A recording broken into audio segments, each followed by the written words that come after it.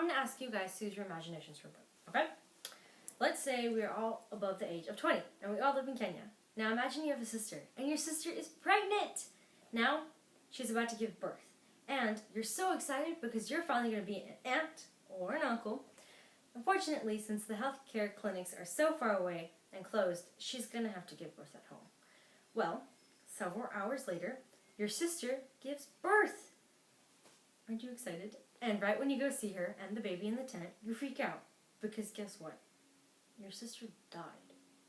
You're totally shocked and so depressed because as your sister was about to bring in a new life, hers was taken. A couple days later, you're holding your sister's baby in your arms when all of a sudden it stops breathing.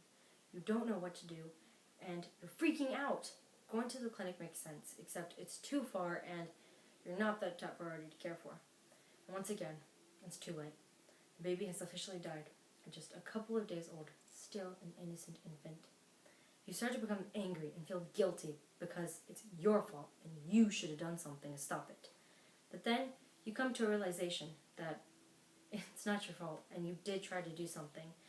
It's the fact that there aren't enough healthcare clinics and that even if there is one provided by the government, they don't properly care for you. The picture provided above is a pregnant woman in the United States being compared to a pregnant woman in Kenya. As you can see, there are a couple of differences between these two women. The lady in the U.S. has proper maternal care and is prepared to give birth. The other woman in Kenya, unfortunately, is unprepared to give birth and is not provided with the proper care she really needs. Now ask yourself this. How is it fair that we have proper maternal care and they don't? And the answer to that is that it's not fair. It's not fair that we can numb the pain and agony when pregnant women in Kenya have to go through it at the expense of their own home. Unfortunately, the government of Kenya doesn't do anything to fix this problem. So through time, it gets worse. But 1.36% of U.S. births are only at homes. That means that 98.64% of births in U.S. are at hospitals. 60% of all babies in Kenya are delivered at home. Do you see the ratio difference? 1 to 60. That's insane.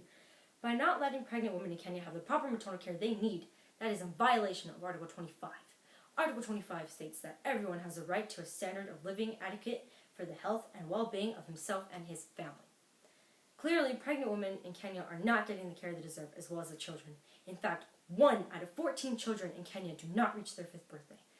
To imagine your child dying before you because you couldn't have the proper health care that you needed, that's heartbreaking.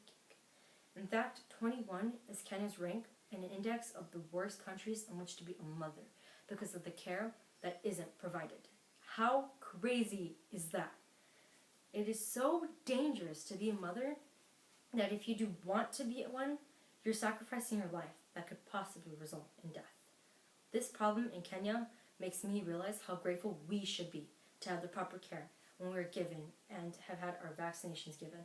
Women and children in Kenya can't even be given that because of the little care they are provided. The only thing the government in Kenya is providing to these women and children is neglect. Yeah, neglect. So, what exactly should we do about this? Well, I think we should take a stand for these women and children. But what exactly does taking a stand even mean? Well, taking a stand is asserting a viewpoint and settling an issue. It means you stand up for what you believe in. However, if we don't take a stand in Kenya, that means that not only are we risking the lives of those pregnant women, but we are also risking the lives of their children. Most people are scared to take a stand, and when we don't take a stand, that means that everything is the same because nothing has changed.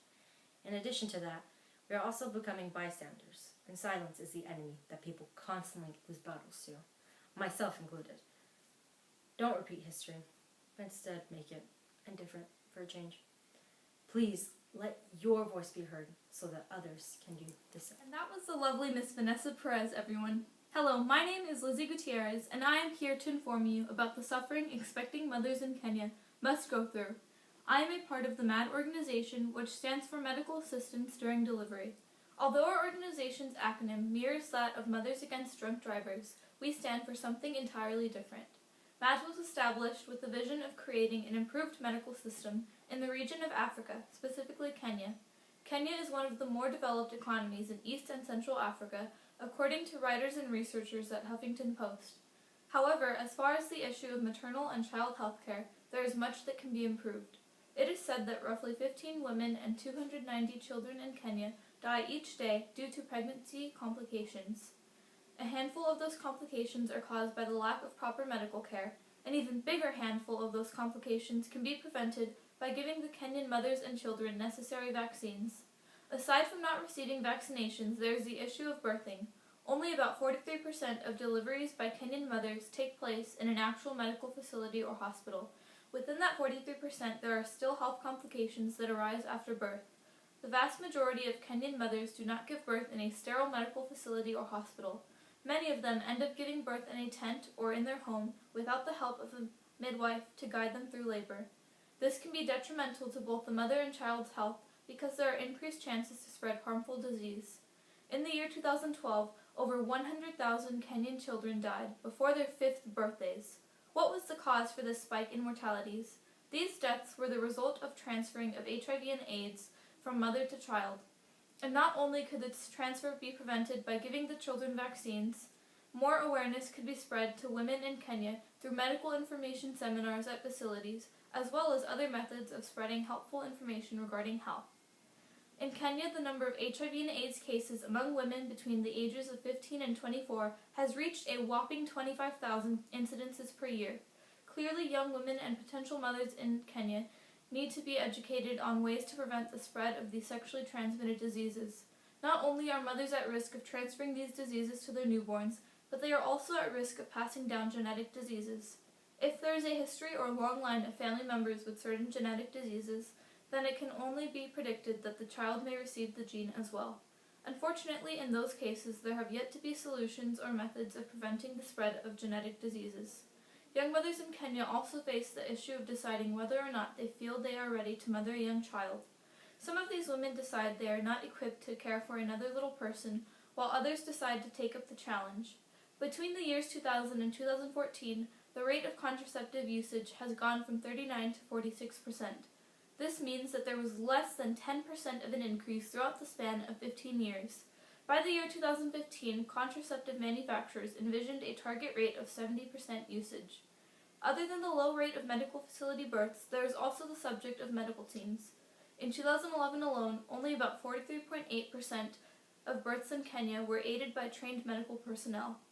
This percent is far below the target rate of 90% in 2015.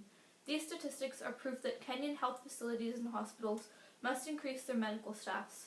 With more medical personnel available to expecting mothers, there would be safer births all around.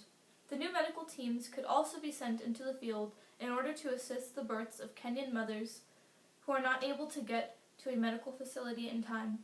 These teams could then transport the mothers to the nearest hospital where they could be further monitored and taken care of with proper medical tools. Meanwhile, the rest of the medical staff would be stationed at each medical facility and hospital in Kenya. In Kenyan health facilities, most mothers receive proper medical care. It is about roughly 70% of medical personnel in Kenyan hospitals that greet clients, explain procedures, inform clients of findings, encourage questions, and assist them through labor. However, an estimated 30% of Kenyan mothers do not receive any of this type of assistance. There have been case studies by the Center for Reproductive Rights where women were abused and declined of their rights. In worst cases, doctors and nurses performed harmful medical procedures without the mother's consent. The Center for Reproductive Rights Organization interviewed several mothers who all reported being abused in some way by the medical staff. One woman by the name of Josephine reported being both verbally and physically abused by the male doctor who delivered her baby. Although many organizations such as Volunteer Kenya and others focusing on that region have attempted to solve these conflicts, many have not been entirely successful. However, without these organizations taking a stand to make a change, there would not have been even a sliver of change throughout the years.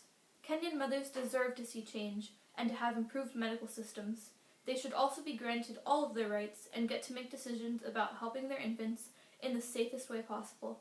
Thank you to all for coming out to TED Studios to hear my colleagues and I speak on this matter. I will now leave the stage to Miss Natalie Diaz. To my colleague Lizzie, it's now completely evident the brutality and injustice that mostly all Kenyan mothers face.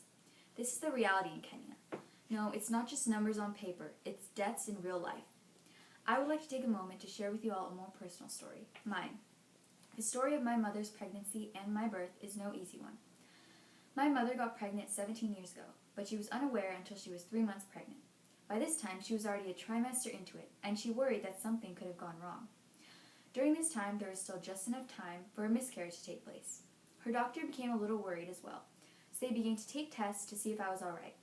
A short while later, my mom got news that she was pregnant with not just myself, but another baby as well. It was twins. At first, my mom was joyful. This wasn't planned, but still a great blessing. Soon after, the bad news arrived. The doctor informed my mother that due to her not knowing about her pregnancy for so long, she had had a miscarriage with one of the babies. Without knowing more, my mother was completely devastated. She was gifted the gift of life, but in return shipped a death package. After tears were shed and emotions played out, the medical talk came in. The doctors immediately told my mother that it would be the best idea to abort me. This was due to the fact that my twin had already been dead and her remains may have already contaminated me. Thus, I was at risk for being born with a number of illnesses, some being autism, ADHD, and more. After hearing this, my mother was shocked. She knew that if she did anything, it would not be to have an abortion. She fully understood that I would be at risk for illnesses, and she knew that she needed to be prepared for if any of them became a reality. But never in a million years was she going to kill a baby that, for what it's worth, was still healthy and most importantly had a heartbeat. After this decision was made from her, the doctors now began to plan out the advanced medical technology that they would use, in hopes that it would not put me in any more risk than I already was at. The plan was to use a medical suction, vacuum-type utensil, and put it in my mom's belly. They would try their best to carefully insert it. This would suck any and hopefully all of my twins' remain. Now, of course, with every solution comes some fear.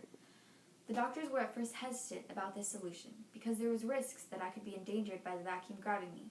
They also were afraid of not sucking my twin completely out. The remains would possibly contaminate me and put me at risk. Nevertheless, my mom took the chance at survival. The medical procedure was scary, but without this opportunity, there would have been way less of a chance of my survival. Now, fast forward 15 years, and I have no medical issues whatsoever, not even any allergies. Without the scientific technological advancement or the abundance of medical professionals, that would not have been possible. In Kenya, a story like mine would never be known of. If a mother went through the same thing as my mom, she would have lost her babies, no question about it. There would be no medical professionals to offer solutions, no medical technology available, no options. This problem causes death, remorse, and sorrow. I now would like to offer a solution to all the facts, evidence, and accounts that Kenyan mothers face in their quest for maternal health care. My group and I have thought out a thorough plan of creating a nonprofit business of selling baby clothing with our info and logo on it, and selling them to mothers and/or their families. The money raised would then be sent to Kenya to either build more medical facilities, provide transportation to mothers, or support a newborn with vaccinations. Here's a onesie that we designed that would showcase what we stand for and encourage action. Thank you all for hearing this powerful message, and we hope that you put it upon yourself to take a stand against what most Kenyan mothers face on a daily basis.